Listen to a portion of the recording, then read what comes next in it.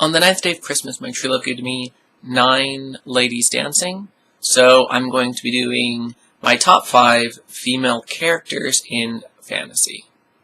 Again, this is in no particular order, and they're not actually all my favorites. There's just some really good characters, but they are among my, actually they probably are my favorites in this one.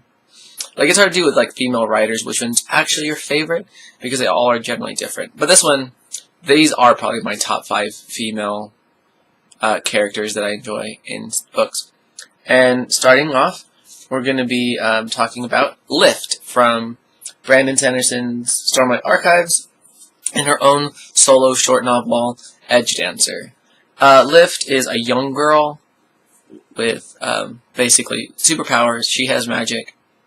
In this world, magic's a little different, and she's just a very interesting character, and I can't wait for her to have her own full-length backstory, which is done in the main novels. You get these every few chapters, you'll get a bit of backstory on the character, as in not really flashbacks, but just showing you glimpses of the past, and it's all really interesting. So far, Dalinar's been my favorite with the backstory, but I think Lift will overtake him because I like Lift quite a lot, and I really want to know why she wants to stop aging, even though she's only 13, or as said, she's 10, but she's been 10 for 3 years. So I'm really interested to see where that goes. And I just really like her. She's really fun. Her and Wendell have a great dynamic. Also, in Brandon Sanderson's The Way of Kings, and the Stormlight Archives in general, is Shalon Devar, who is a crazy redhead that I absolutely adore. And when I say crazy, I mean she's certifiably insane.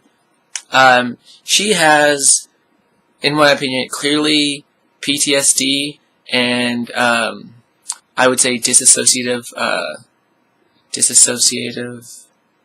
I can't remember what it is, dissociative something disorder, dissociative personality disorder, because instead of dealing with the situation, she'll create another persona to deal with that situation instead of dealing with it herself, and it's just so well written.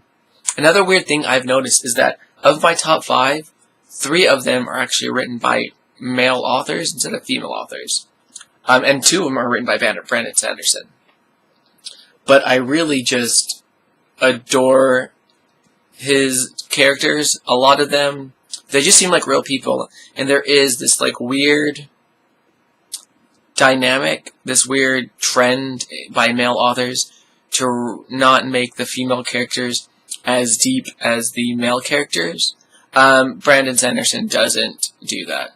He writes very good characters, period. And Shalon Devar is just my favorite character in the series. Her and Pattern, I think, are really good. Pattern annoys a lot of people, and I can understand why, but from my perspective, I just find him really interesting because he just doesn't understand the humanity, and it's really cool. Then the last male author I'll be talking about on this list is going to be, I really like, I just forgot her name, Karen Murphy. Karen Murphy. There you go. Karen Murphy from Jim Butcher's Dresden Files novels.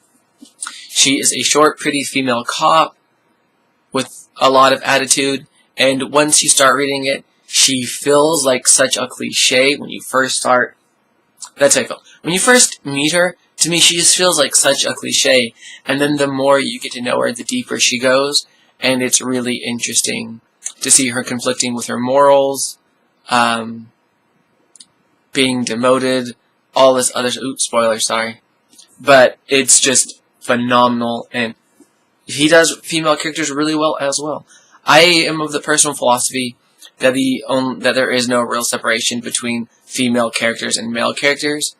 It's just that there is this weird trend for male authors to write female characters as just one thing, as like just the love interest or the best friend, and not give them a lot of depth, as opposed to male characters, which is something I just don't understand.